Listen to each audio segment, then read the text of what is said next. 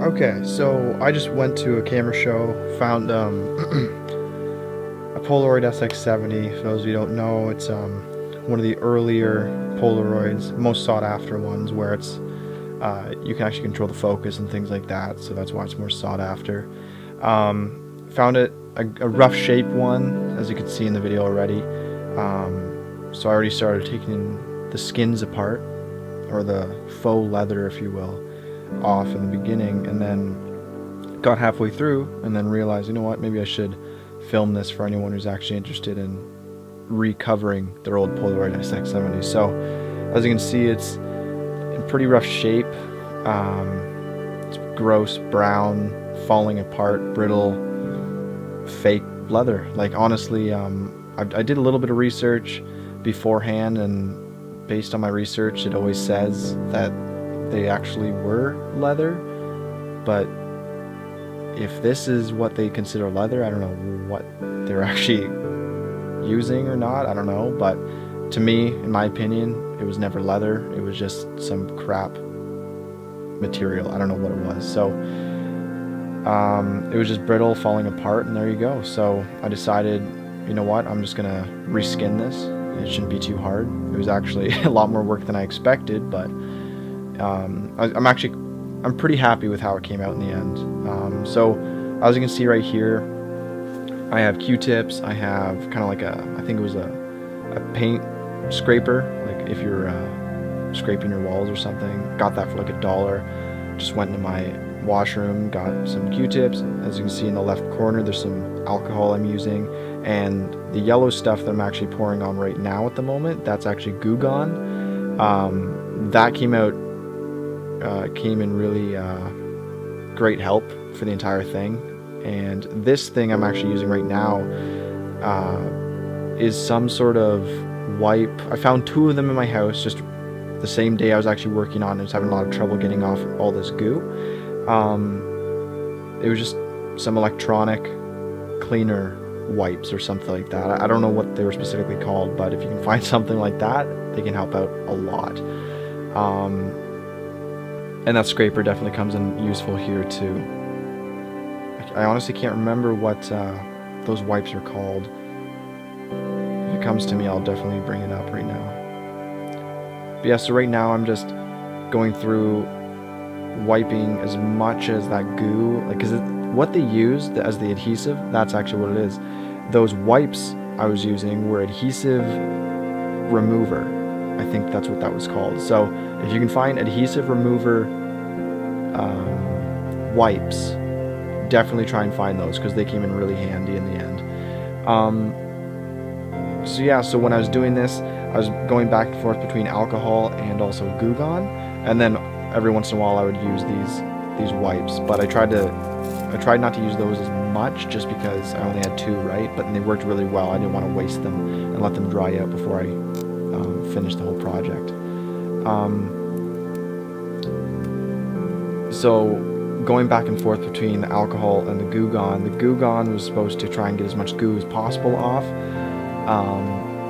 And the alcohol I tried to use to do any final cleanup mess. So at this moment, I think the whole bottom of the camera was pretty well clean. There were still a couple spots that just I couldn't get rid of, but later in the video we'll see that the Goo Gone really helped out a lot. So once again, just a reminder, make sure you get Goo Gone, because if you don't have Goo Gone, I don't know what else you can use. I saw some video that this woman used lighter fluid. Now, I have no idea why she would use that. To me, that's like one of the most dangerous things you could do. Like, what happens if there's a spark or something? Not that there would be a spark in this situation, but like, why would you use lighter fluid, right? But maybe there's something to do with lighter fluid, that maybe it's some sort of acid I don't know about. I don't know, but I suggest alcohol and Goo Gone. Don't use lighter fluid. I don't know why she would use that. So here, like, I'm scraping off as much as I can. Every once in a while I put on some Goo Gone, and then I'm just scraping and scraping and scraping. Here I'm actually pouring on more and more Goo Gone, when I realize the more wet, or the more moisture I put on it with specifically the Goo Gone, the better chance I'm actually having with it eating away all the goo, the stickiness, right?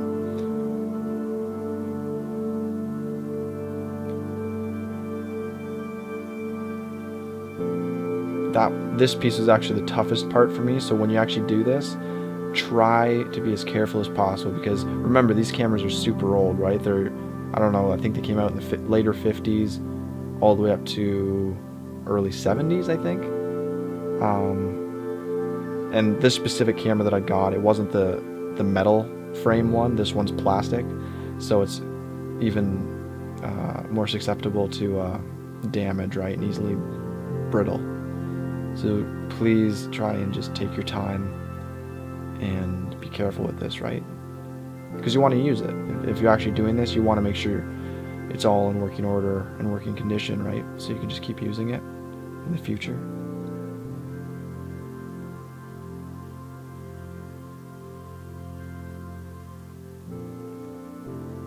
So this was actually the toughest part right here. You can't really tell, but I'm really pulling hard on this sticky piece of plastic or sticker, whatever it is. And the more I pulled on the goo, as you can see, it's actually going a lot faster. In real time, it's a lot slower, but in comparison to just trying to pull it off without the Goo Gone, it's amazing what that Goo Gone was helping me with. So there you go, you got all that off, and now I'm just trying to work on getting all the rest of the goo off. One thing to keep note of, the Goo Gone really smells, so I wasn't really, I didn't have a fan on me or anything, and I don't know if I was actually supposed to breathe it in, so that's something you may want to be worried about.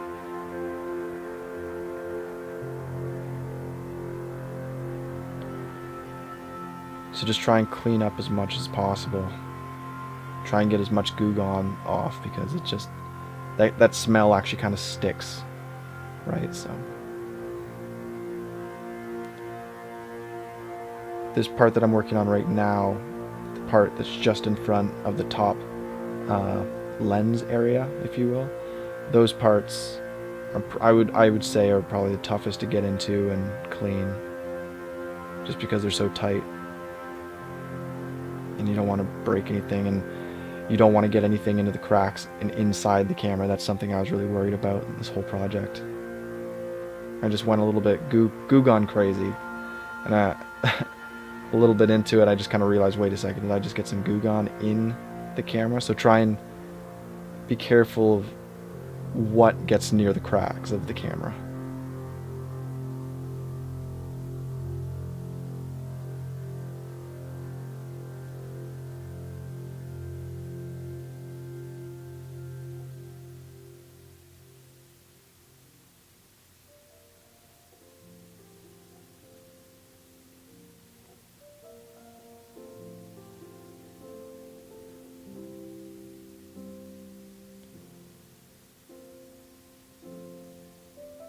So that's something I actually recommend. Just try and keep the whole area as clean as possible, other than that spill right there, but it's alcohol, so who cares? Just because that faux leather crap, it gets everywhere. It falls apart super easily. And it's super sticky with the adhesive that they use. Like, it's still extremely sticky, even though this camera I think is about 50, 60 years old at this point. So just try and keep as clean as possible, your area at least. So right now I'm just trying to clean up everything, try and disinfect everything, get all this, anything that's left that may be sticky or may smell like Goo Gone. I'm just trying to clean it up as much as possible. Just do an overall cleansing of the whole camera before I get into cutting out my leather.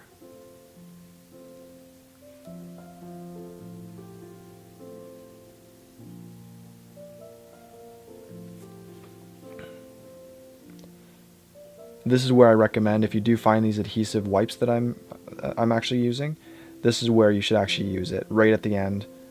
Go over it a couple times, make sure it just, because it does wonders actually. It really, I actually consider it actually much better than the Goo Gone, because there's no liquid to have to deal with, and it's actually quite strong, these adhesive wipes. So if you can find these things, which I have no idea where I got them, definitely try and get those things out.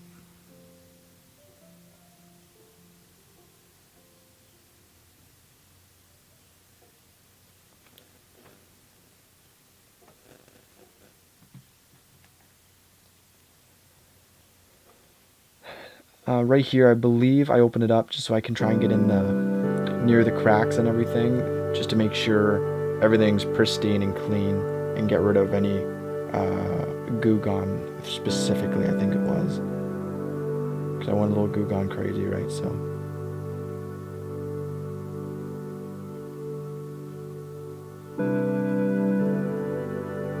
And just make sure you're doing a few, just look over the camera a few times in all the nooks and crannies. Just make sure that none of the brittle leather material got in any cracks. You don't have any goo gone in any cracks. You don't have anything in anything, right? Because you need to protect the inside of the camera, because I don't know about you, but I have no idea how to fix it. I don't know how to fix cameras. I just kind of use them, right? So just take care of them as best as possible.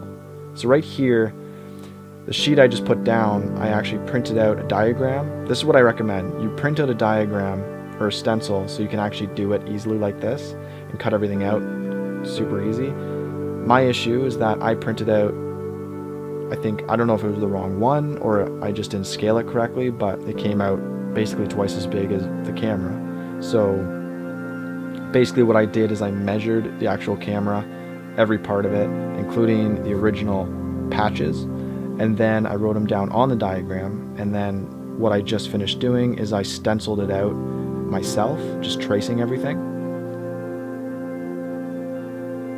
And then right now I'm just double checking, matching, just seeing if the measurements were equal to what I had just stenciled, just to make sure.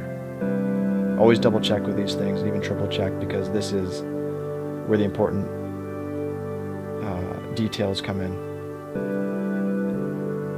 So here I'm just double checking, just trying to make sure everything's fitting correctly the way I want it. And it was much more difficult than I expected. This is the first time I was doing this, so I'm sure if I ever do this again, I'll know what to look for and what to be wary of. But for the first time, it was definitely a challenge, measuring and everything. It shouldn't have been, but surprisingly it was. So these are my 2 strips of leather I got. I got these 2 strips of leather, I think they're about $16 each. That's Canadian, at Michael's, an arts and crafts store. I just was walking in Michael's to get some supplies for something else, and I just walked down an aisle and I found these 2 leather pieces, and I thought, okay, you know what? I've been wanting to fix my camera, so this is probably a good time, so I just got it. So here I'm just tracing out my stencils I just made onto cardboard, just so I can have something harder and more sturdy to work with.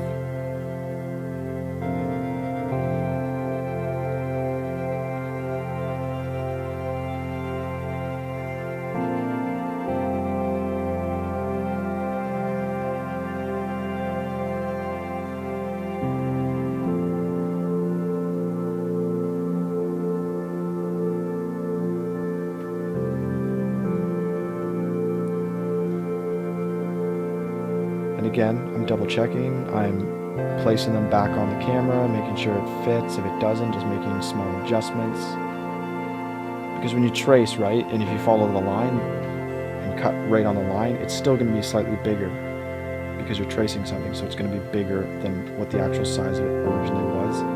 So always double check, always fix it, always make sure it's exactly what you want. And just take your time, don't rush it. This took a lot of time. I think it was 3 days. I don't know how many hours it took per day. But they were, I think I offloaded my SD card about 6 times, a 64 gigabyte card, so you do the math if you want.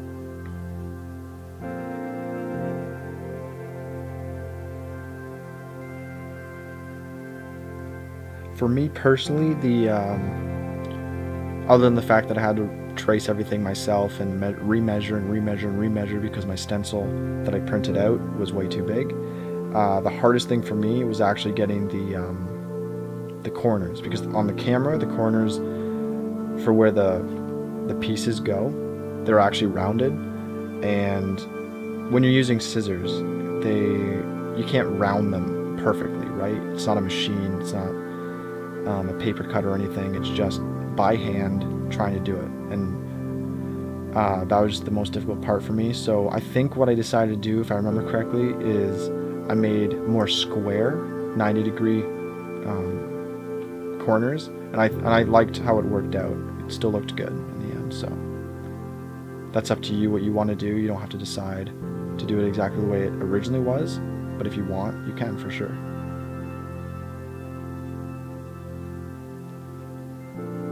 So right here, I'm using kitchen scissors. I was an idiot and I didn't even think about the fact that I should have used scissors for fabric, right? These are another pair of kitchen scissors which are sharper, and you can't really tell in the video, but it was horrible. It didn't look good. It wasn't cutting straight. It wasn't cutting very well. It was just shredding the edges. And it took a long time, and also left-handed, so the scissors weren't working great in my hand because they're right-handed, right? So then right now I'm using actual scissors for fabric.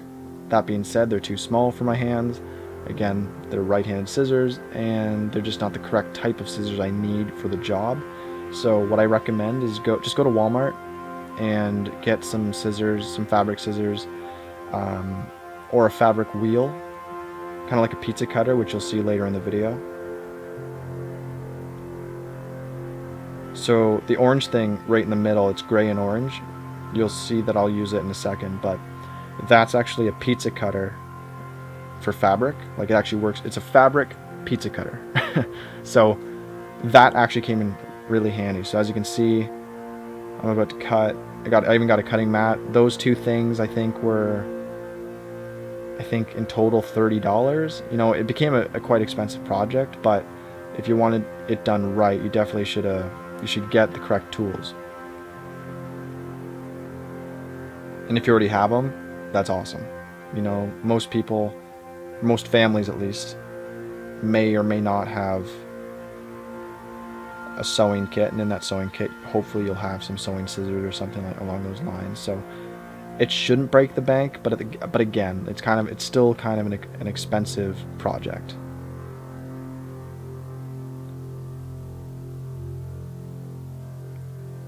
And right, as you can see, I'm using the ruler with the pizza cutter, so I recommend also you bring in a ruler, not only to do measurements, but also just make sure you can cut in a straight line if you choose to go my route with using the pizza cutter type of deal.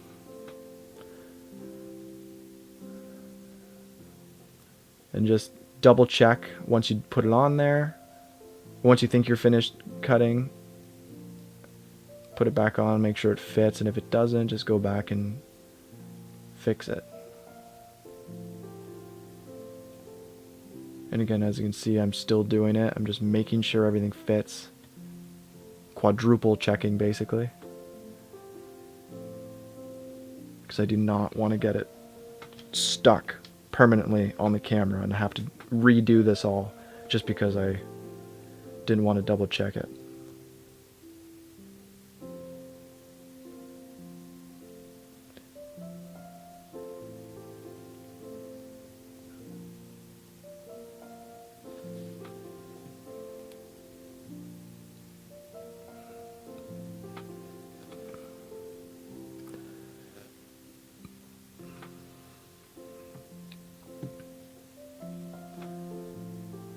So this is actually one of the toughest parts to actually making your stencil, because I'm at the point where I'm doing the top of the camera, and the top of the camera is the most difficult because you have that small part on top of the camera that impedes the squareness of both the small part on top and also the big part on top that I'm actually using right now that I'm touching. So you have to measure it around it. Got to get the curves correct because it's not a perfect square. This takes a lot more time than you would actually expect. So right here I'm actually pushing my thumb into the lines and the edges so I can actually stencil it from that, and then measure it, double check my measurements from what I originally measured when it was actually covered with the fake leather. See, I'm double checking again, making sure it looks good. Trying to see the the bends in the paper because that's all I can see, or I have to look for. Here I'm actually taping it down to the cardboard so that I can cut this little area out.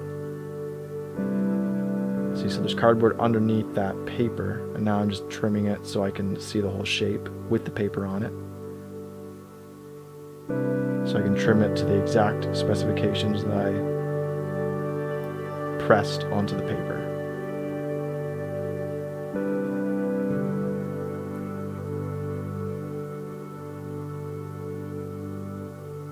Just don't rush these things, because if you rush it, you'll make mistakes. I know sometimes you can get eager because you're so excited.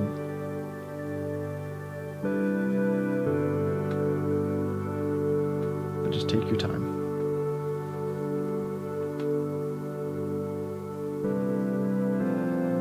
I actually cut a little bit too much off here.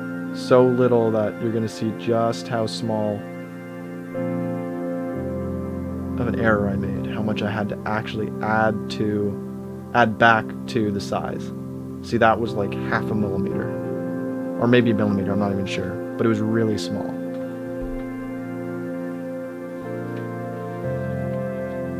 So I think at this point I just finished that top part. Now I'm gonna, the big part of the top, now I'm gonna do the small spot.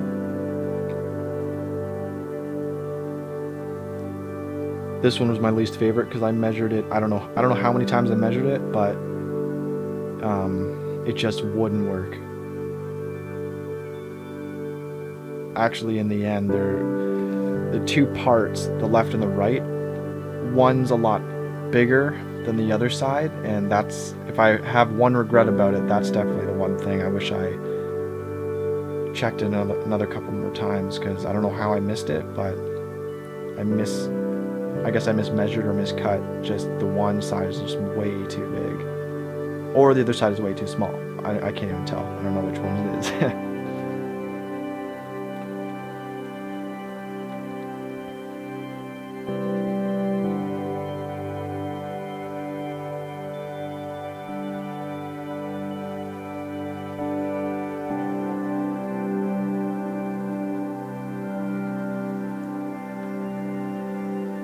So it's slipping on okay, but it's a little difficult to get on, right? So here I'm just making minor adjustments, because again, for some reason it wouldn't work, even though I kept measuring it and measuring it and measuring it. See, I'm measuring it again. This was definitely one of the hardest parts of this camera. So once again, just try and get a stencil, because what I had to do and go through to get this correct, and in the end actually screw it up, it's just much better, save a lot more time if you just got a stencil.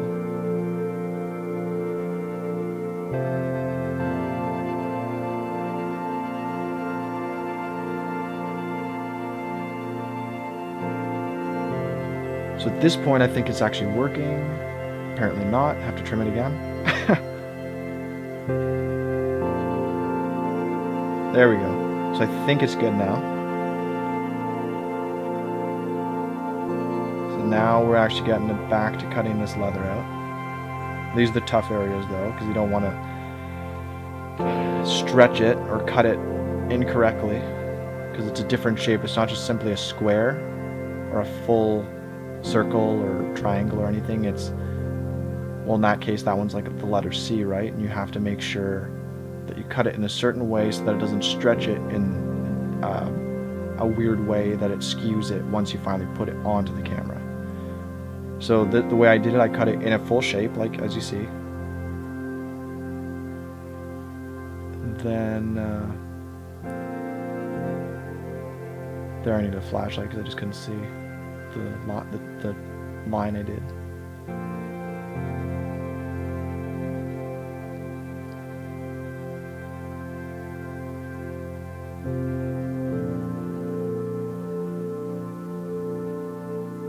So I hope that makes sense. You cut it in a certain way so you don't skew or stretch the actual material. So I cut it in a full rectangle first, and then I cut it.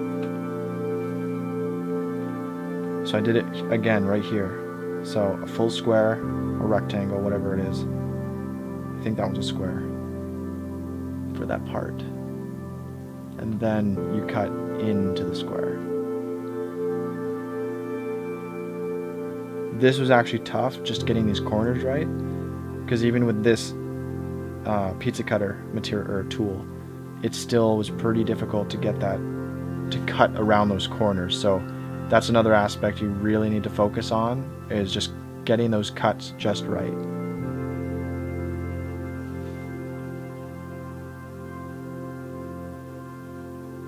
And again, just check, make sure it fits on the actual thing, and if it doesn't, just fix it up. So just seeing how it looks, especially, and make sure you open the camera, because if you don't open the camera, it may look good when it's closed, but when you open it up, you're gonna realize the mistakes you made.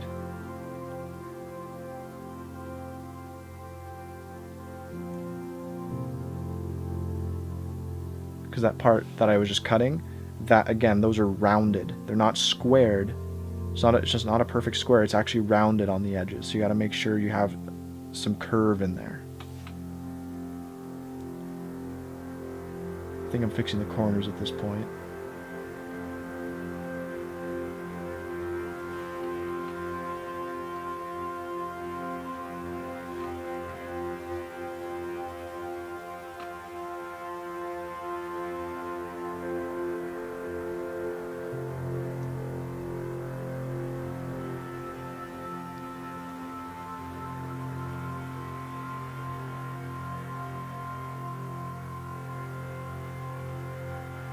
This is where you start to kind of feel like you're on a roll, because you're finally done scraping everything off, finally done cleaning the camera, and at this point I finally found a pair of scissors or cutting material, or cutting tool I mean, that actually works. So you finally find your groove, at least I did at this point, where I know what I'm doing, I know what needs to be done, I'm cutting it exactly to what I need it to be, as best as I can at least. Especially considering this is my first time, so. And you can tell it became really tedious over a while, because I don't know how many times so far since we've been watching this, but I've played with that specific piece about 10 different times. Took it back off, cut it, trimmed it, put it back on, took it back off, and so on, right? So at this point, everything's good. See, everything's cut correctly, hopefully at least. Making sure everything's good. And what I'm holding right now, I'm just reading the instructions to this double-sided fabric, what do you call it? Sticky material. Adhesive, that's it. So double-sided adhesive material specifically for fabric. That's what I used. I got that at Walmart. I think it was about $5, $10, I don't know. Something like that. So basically what you do here is you just trace your material, and if you get something similar to what I'm using here with the adhesive, the double-sided adhesive, it's okay with the tracing, because if it's a little too big, that's fine, because when you peel off the back, there's still going to be this stickiness that you can fold back under, right? So it's actually in the instructions, like it actually tells you if you cut it too big, that's fine, just fold it back under whatever you're trying to stick. it's kind of like saran wrap, but a sticky saran wrap. That whatever you don't need, you can rip off, or you can just tuck under. I suggest tucking under just to make sure you get everything, as much stickiness as possible for your leather or whatever material you choose to recover your Polaroid. And just make sure you stick it down really hard. Make sure it's all up there.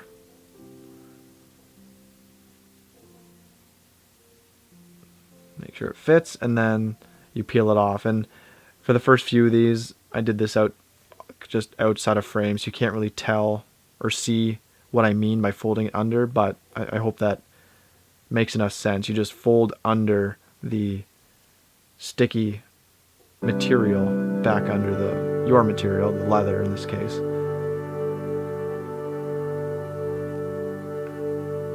And I just do the exact same thing for the next pieces until it's all covered, right?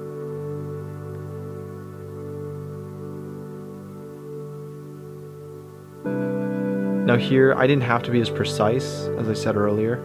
I could have used that whole piece before even cutting it.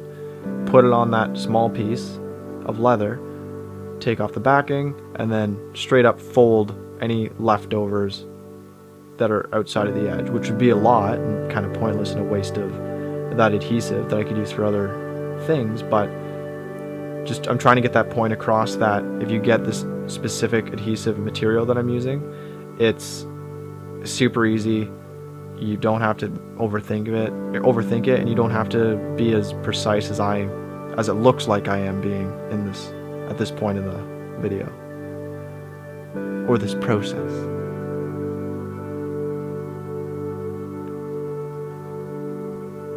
See, right there you got a quick glimpse of me actually folding it under, and then you stick it down, put some hard pressure on it, and make sure it's there to stay.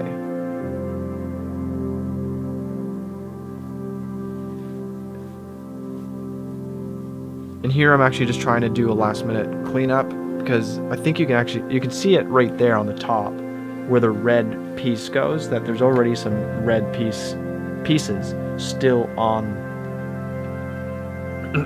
the camera, and for some reason, no matter how much Goo Gone I put on, I still couldn't get certain spots off. So I don't know if it's just the specific camera I had, this one camera, or other people have the same issue. But the thing is, like, it's going to be covered anyway, so you don't have to necessarily clean it 100% and have it like a pristine, brand new just before it's actually having that leather put on. It's okay to just have it kind of gross still because it's going to get covered, right? So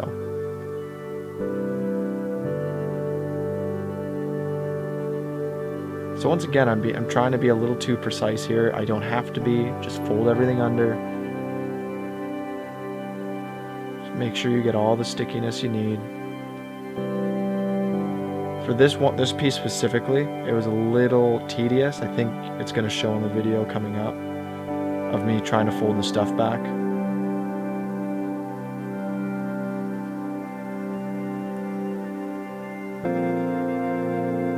Just because I didn't want to stretch the leather, and I also didn't want to muck up any of the actual sticky material, the adhesive, so that it would prevent it from sticking as well as it should.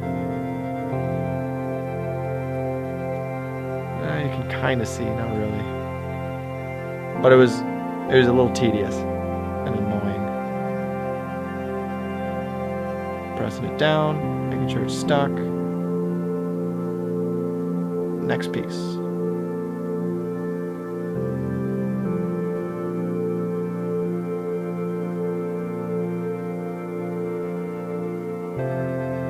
There's my cat, breathing fast and fast forward, and he lays down. How long until he moves and spins around again? At this point, actually, if you remember earlier in the video, I was cutting with small, janky scissors and also the kitchen scissors, and you can't really tell in the video, but it was just horribly cut. It was very jagged and just it was crap. So right there I was actually using the pizza cutter tool that works perfectly for what this whole job, and I just really smoothed out the edges a lot better. I wish I had that tool the whole time, but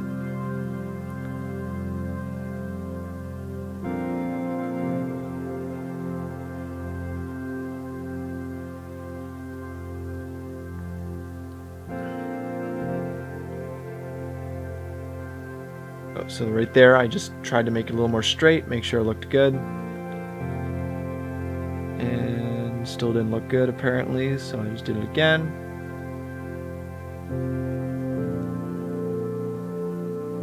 And seems to me that it's good. Moving on to the sticky part, and at this point I understand that it doesn't matter if it's too big. You can see the white corners. So right there, see, you can see a little bit that I'm just folding it under, right to the edge, making sure it's under the whole piece of leather, nothing peeking out, and press down everything, and there you go. Sealed the deal. Looks rather good. So right here, right in the front, the left and the right is skinny and the left was a little fatter. That's the part that I was talking about where it was a little bit off, and that's the biggest regret I have with this whole project, that I didn't see that. You know, I measured it I don't know how many times and I still screwed it up. So always try and be careful with this. I'm still quite happy with the whole project. It turned out really well. I actually really like the color scheme. I know it may be a little off for other people, but the brown with the red pop, it pops, man. So that's what I like. I mean, the camera smells like leather now. It's not fake Polaroid crap, whatever the hell they use, I don't know. So that's it. Like, I'm quite proud of it, and if you guys want to try it out, I hope this video actually helped you.